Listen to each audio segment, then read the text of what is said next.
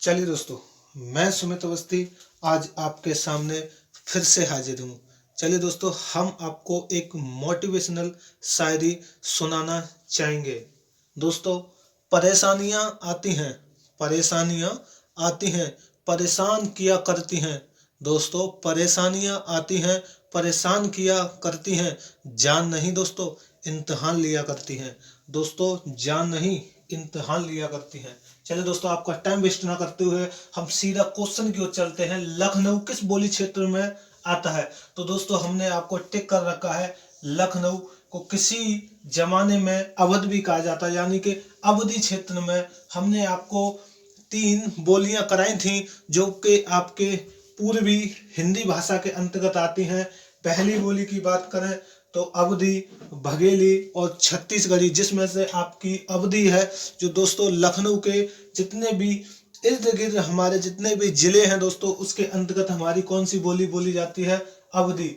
बात करते हैं दोस्तों हम नेक्स्ट क्वेश्चन की ओर। सुमित इलाहाबाद से बलिया के लिए जाता है, वह किस बोली क्षेत्र में है?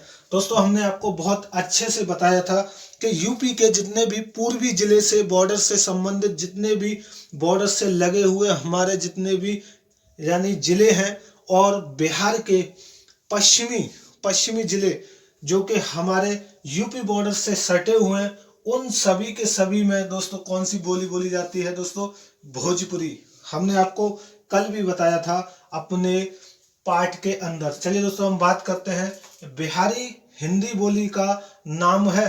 दोस्तों, हमने आपको बिहारी हिंदी के अंतर्गत 3 बोलियां बताई थी, जिसमें से आपकी पहली दोस्तों भोजपुरी, दूसरी मैथिली और तीसरी आपकी दोस्तों थी मगही। तो आपकी बिहारी हिंदी का नाम हो जाएगा दोस्तों मगही। चलिए दोस्तों, हम बात करते हैं नेक्स्ट क्वेश्चन की ओर। यूपी में सबसे कम बोले जाने वाली बोली कौन सी है दोस्तों?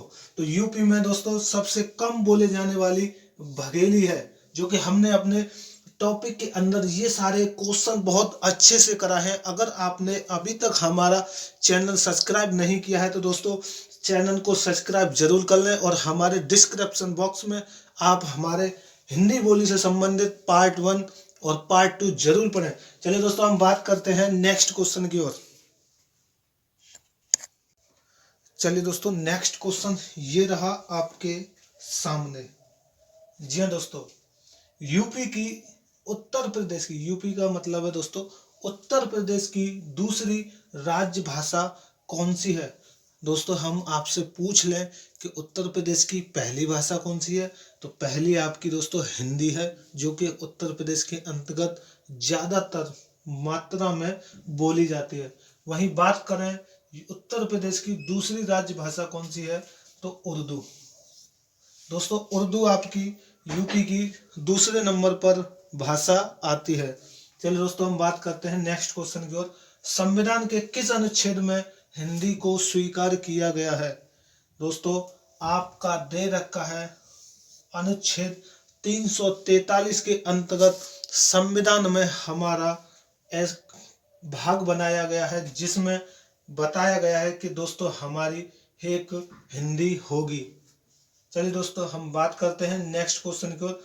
मथुरा व आगरा किस बोली क्षेत्र में आता है? तो हमने आपको अपने पार्ट में बहुत अच्छे से पढ़ाया दोस्तों। जो मथुरा के आसपास जितने भी हमारे जिले हैं, राजस्थान के कुछ जिले हैं, मथुरा हुआ, आगरा हुआ, हाथरस हुआ और आपका इधर अलीगढ़ हुआ, ये सारे के सारे दोस्तों किसके अंतर्गत आते हैं? ब्रज भाषा के अंतर्गत आते हैं। वहीं बात करते हैं नेक्स्ट क्वेश्चन की ओर। रामचरितमानस की रचना किस बोली में की गई दोस्तों? तो आपकी अवधी बोली में दोस्तों। किसकी? अवधी बोली में रामचरितमानस की रचना की गई। दोस्तों, हम बात करते हैं नेक्स्ट क्वेश्चन पर। नेक्स्ट क्वेश्चन आपका कौन सा है? चलिए दोस्तों, नेक्स्ट क्वेश्चन ये रहा आपके सामने। जी दोस्तों, क्वेश्चन दे रखा है भाषा के क्षेत्रीय रूप को क्या कहा जाता है? दोस्तों, जहां पर भाषा बोली जाती है, यानी कि कोई भी हमारी बोली बोली जाती है, जैसे कोई कौन सी बोली में बात करता है, कोई कौन सी भाषा में बात करता है, तो इसका जो राइट आंसर होगा दोस्तों वो क्या होगा, बोली। दोस्तों भाषा के क्षेत्रीय रूप को क्या कहा जाता है, बोली। अब तक हम बोली के बारे में ही दोस्तों पढ़ रहे हैं। हम हर एक प्रांत की बोली के बारे में जानकारी ले रहे हैं। चलिए दोस्तों हम बात करते हैं भारत में हिंदी के बाद, भारत में हिंदी के बाद सर्वाधिक बोले जाने वाली भाषा कौन सी है। चलिए दोस्तों आप देख सकते हैं क्वेश्चन को और आप हमें बताएं दोस्तों जल्द से जल्द। तो यहाँ पर आपका राइट आंसर हो जाएगा दोस्तों बांग्ला। बांग्ला भाषा हमारी हिंदी के बाद दूसरे नंबर पर आती है भारत में। वहीं बात करें उत्तर प्रदेश के अंदर, तो उत्तर प्रदेश के अंदर दूसरे नंबर पर आपकी कौन सी भाषा आती है दोस्तों, उर्दू, जो हमने अभी आपको पीछे कराई थी दोस्तों। चलिए दोस्तों हम बात करते हैं नेक्स्ट क्वेश्चन के बारे में। आधुनिक भारतीय आर्य भाषाओं का विकास किससे हुआ। आधुनिक भारतीय आर्य भाषाओं का विकास किससे हुआ दोस्तों, अपभ्रंश से, पाली से, प्राकृतिक से या संस्कृत से।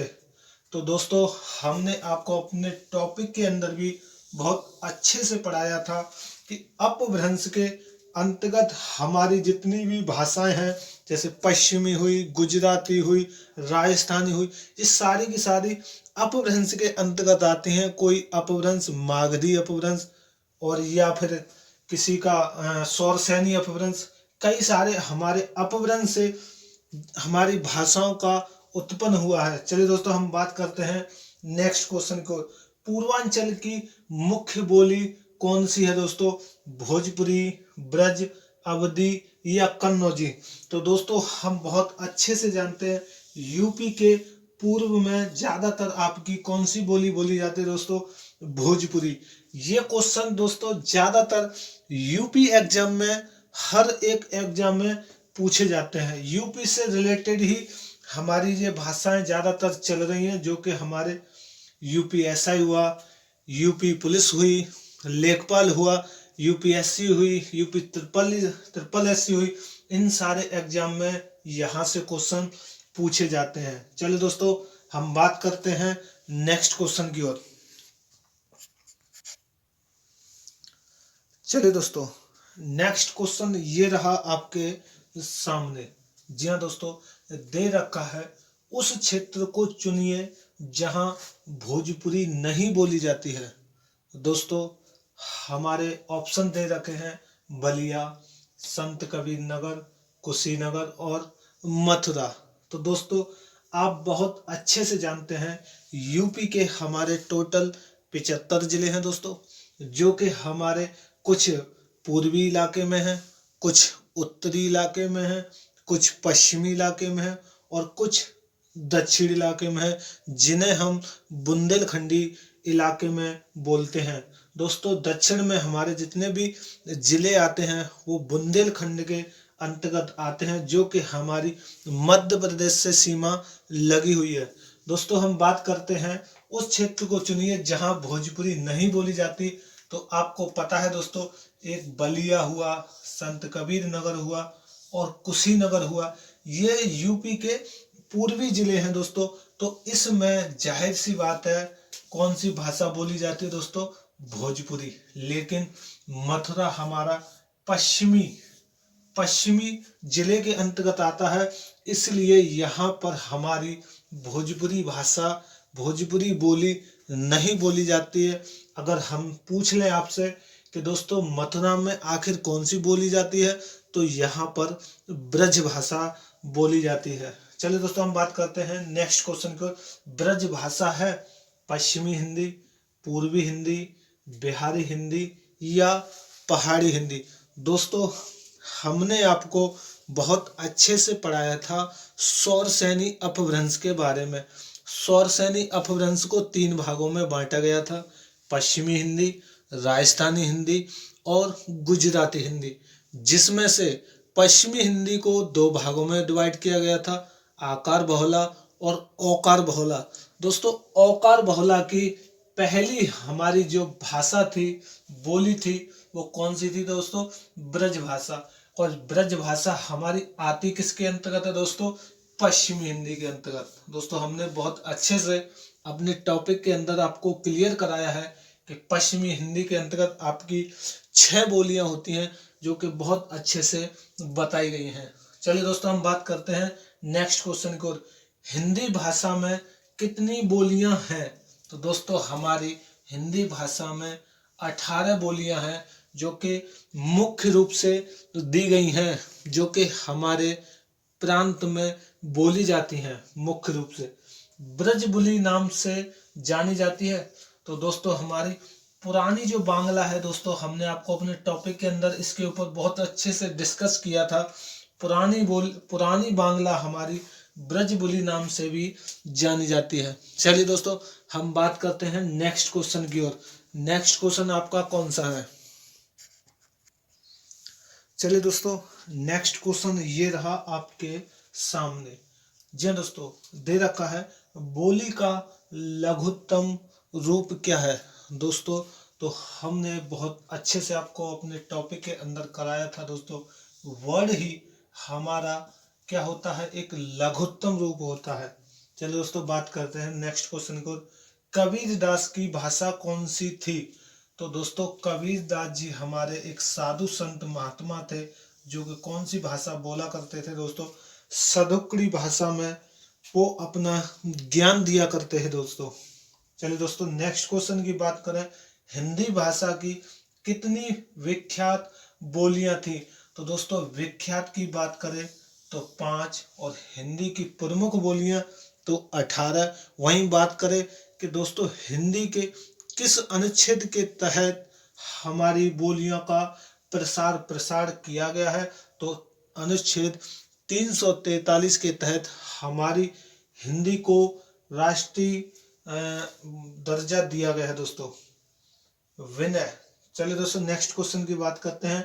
विनय पत्रिका की भाषा कौन सी है?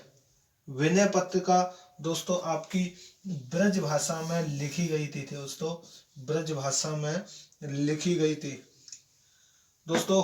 हम अपनी वाणी को यही विराम देना चाहेंगे, और दोस्तों आपसे गुजारिश करेंगे कि अगर आपको हमारी वीडियो 1% भी अच्छी लगी हो तो दोस्तों आपका इतना हक तो बनता है।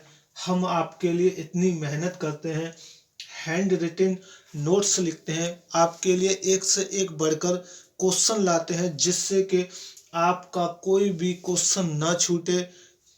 वैसे तो हम सारे के सारे क्वेश्चन अपने टॉपिक के अंदर करा देते हैं। अगर उसके बाद भी कोई क्वेश्चन छूटता है दोस्तों, तो हम प्रैक्टिस सेट के अंदर उसे डाल देते हैं। दोस्तों हम नहीं चाहते कि आपका किसी भी प्रकार से क्वेश्चन आए एग्जाम में तो आप उसे छोड़ कर आए। चल दोस्तों मैं आपसे अलविदा चाहता हूँ। जय हिंद दोस्तों।